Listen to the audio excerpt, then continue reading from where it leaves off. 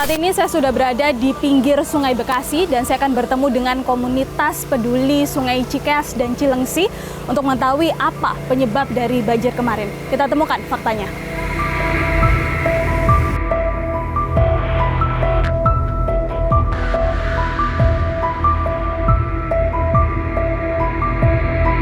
Saat ini saya akan bertemu dengan Ketua dari KP2C atau Komunitas Peduli Sungai Cilengsi dan Cikeas.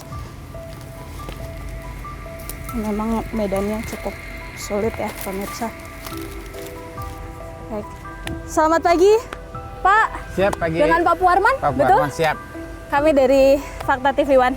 Pak Puarman, ini kita saat ini sudah berada di pertemuan ya Pak? Betul. Antara kali Cilengsi dan Cikeas. Cilengsi dan Cikeas. Betul. Kemudian bertemu di sini menjadi Kali Bekasi. menjadi Kali Bekasi. Oke Pak Puarman, kami ingin tahu seperti apa gambaran pada saat banjir yang terjadi kemarin. Jadi jam 21 ya, jam 21, jam 29 itu di pos kita, Cibongas namanya. 21 nih hari Senin. Hari Senin malam ya. Senin malam, Senin malam oke. ya. Berarti masih tanggal 2 ya. Nah, 2. Di pos Cibongas ini, dari yang biasanya angkanya cuma 30, waktu itu menyampe 300 lebih. Nah, kami sudah menginformasikan kepada masyarakat bahwa sekitar 6 jam lagi itu akan ada kenaikan. Oke. Kemudian 1,5 jam kemudian air itu nyampe di pos Cilengsi. Di pos Cilengsi itu jam 23.30 angkanya sudah 500. Itu angka tertinggi yang bisa disorot oleh CCTV kita. Oke. Kemudian setengah jam kemudian jam 12.00 itu sudah tenggelam yang 500 tadi, tidak terlihat lagi. Oke. Kemudian jam jam 02.00 airnya nyampe di sini. 2.30 lebih kurang ya, air sudah nyampe di sini. Jadi 4 jam ya dari awal sampai ke titik sini. Nah, sebelum nyampe, 3 jam sebelum sampai, kami sudah memberikan peringatan dini kepada masyarakat bahwa akan terjadi banjir jam sekian ya, 3 jam lagi. Nah, masyarakat diminta melakukan 3 hal. Tidak perlu panik, tapi melakukan 3 hal. Yang pertama adalah menaikkan barang-barang. Yang kedua adalah memindahkan kendaraan. Yang ketiga adalah mengungsi ke tempat yang lebih tinggi. Dan itu sudah kami lakukan dari awal sebelum terjadinya banjir. Makanya kalau Mbak dengar, walaupun sedahsyat apapun banjir yang sekarang, alhamdulillah tidak ada korban jiwa. Karena masyarakat sudah melakukan evakuasi mandiri. Kemudian tetap aja ada masyarakat yang terjebak. Apa yang terjebak? Yang terjebak itu adalah orang-orang yang selama ini jarang kena banjir. Ini beda lagi kasusnya. Kalau orang terbiasa kena banjir, dia sudah hafal tuh SOP yang 3 tadi. Tapi orang yang jarang kena banjir, beda lagi Mbak. Dia akan ngomong, paling banjirnya segitu, paling juga segini. Karena melihat pada kebiasaan. Itu yang terjadi di sekitar galaksi. Karena mereka nggak pernah banjir. Tiba-tiba terjadi banjir dahsyat, semua tenggelam. Mobil tidak bisa lagi diselamatkan, orang tidak bisa lagi untuk menyelamatkan diri keluar. Disitulah butuh bantuan perahu karet seperti yang kita lihat sekarang tuh. Itu perahu karet itu sangat amat berguna pada saat banjir kemarin. Nah, mohon maaf ya, saya agak emosional ngomong seperti ini ya. Waktu itu perahu karet terbatas. Di handphone saya itu 200-an permintaan evakuasi. Dan itu tidak terlayani. Tidak terlayani betul-betul. Jadi saya merasa berdosa, merasa salah ya. Di handphone saya ratusan, karena orang tahunya handphone ketua KP2C. Minta dievakuasi, ada yang bayi, ada ibu hamil, ada lansia. Tapi tidak semuanya bisa dievakuasi sampai sore itu. Jadi ini pelajaran ke depan ya. Pemerintah serius lah ini, serius lah ya. Gak usah lagi lah sembako-sembako untuk penanggulangan banjir ya. Carilah solusi yang permanen. Jadi tolong segera normalisasi lah Sungai Cilengsi, Sungai Cikeas maupun Kali Bekasi. Biar kami terbebas dari banjir. Ratusan ribu lah masyarakat. Jadi sungai itu ini dia. Ini Sungai Cilengsi tadi kan. Nah, hulunya adalah di sekitar Gunung Pancar, Sukamakmur, Babakan Madang ya. Kan Madang. Nah, kita di sini punya pos pantau. Namanya pos pantau Cibongas. Nah, pos pantau Cibongas itu normalnya itu hanya sekitar 50 cm. Tapi kemarin ini tenggelam di atas 350. Setelah itu kita nggak bisa mantau lagi. Di bawahnya kita punya pos pantau lagi, namanya pos pantau Cilengsi. Ya.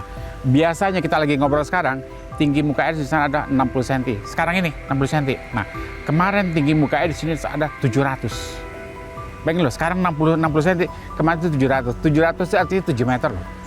Nah, itu dahsyatnya yang terjadi di hulunya Sungai Cilengsi. Nah, kemudian di Sungai Cikeas juga begitu. Di ini Cibinong ya, melewati Cibinong. Ini normalnya air itu hanya 120. Tapi kemarin itu 570. di Sungai Cikeas, 550 di Sungai Cikeas. Akhirnya apa? Akhirnya wilayah yang dilewati jalur Sungai Cikeas banjir semuanya. Termasuk juga kuburan-kuburan ya, itu banjir semuanya. Nah, ketemu dia di sini, tempat kita sekarang. Jadi tempat kita sekarang ini dinamakan dengan P2C, Pertemuan Cilengsi Cikeas. Dan ini ujungnya Kabupaten Bogor. Nah, ini ujungnya Kabupaten Bogor ya. Nah, yang sebelah kiri kita, ini adalah Kota Bekasi, Kecamatan Jatiasi. Di sebelah kanan kita Kota Bekasi juga, Kecamatan Bantar Gebang. Nah, jadi kita berada sekarang di ujungnya Kabupaten Bogor. Dalam kondisi normal, air di sini itu adalah sekitar 180. Tapi kemarin di sini ketinggian muka air adalah 840. Makanya banjirnya seplafon atau di segenteng ya, hanya segenteng. Nah, itu untuk daerah sini. Di seberang kita nih, ini Pondok Gede Permai.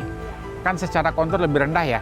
Di sini banjirnya lebih tinggi, bahkan sampai sepinggang di lantai 2. Sepinggang lantai 2. Nah, itulah kondisi yang ada sekarang, dan ini betul-betul lebih parah, lebih lebih dahsyat dibanding banjir sebelumnya tanggal 1 Januari 2020. Jadi ini luar biasa, banjir yang paling parah dan paling dahsyat sepanjang sejarah. Dan sekedar tahu, saya sudah 22 tahun ngurusin sungai ini. Baru ini yang paling parah selama hidupnya. Wow. Saya ingin konfirmasi juga Pak, adakah penyebab juga terkait dengan tanggul yang jebol begitu di sekitaran sungai pertemuan ini antara sungai Cilengsi dan Cikeas menjadi Kali Bekasi? Ini perlu diluruskan ya. Tidak ada satu pun tanggul yang jebol. Tidak ada satu pun tanggul. Jadi semuanya itu ada limpas tanggul. Nah, kalaupun ada tanggul yang jebol, bukan sebelum banjir, tapi setelah banjir. Jadi karena banjir lewat, di tanggulnya jebol. Jadi jangan salah ya. Kalau tanggul jebol pengertian itu adalah tanggulnya bolong, kemudian air masuk. Itu namanya tanggul jebol. Tapi kalau setelah banjir, namanya bukan jebol, tapi amblas. Oke.